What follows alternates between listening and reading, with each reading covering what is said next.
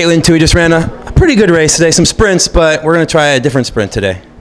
See how fast she can go in the Rubik's Cube. Are you ready? Yeah. Let's go. Let's go. Ready? 1, 2, ready. Start the clock. Oh my gosh. Some like master Rubik's Cuber is going to see this and be like, Is going to make "That's fun of us or slow." you? Okay, I got It's this. so slow. She's doing it wrong. I don't remember it went up, over, down. Over.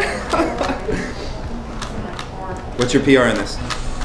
I don't know. When I was like younger, like my freshman year, I could do it in like 55 seconds. But 55 seconds. I haven't been doing it. You decided to like run or something instead, huh? Yeah. Wasted all my time running. I can't get the white ones back. I used to have, you have to get all white. Oh my gosh, she's going to kill me. All right, here we go. Oh, bet. Taylor, what's the hint here?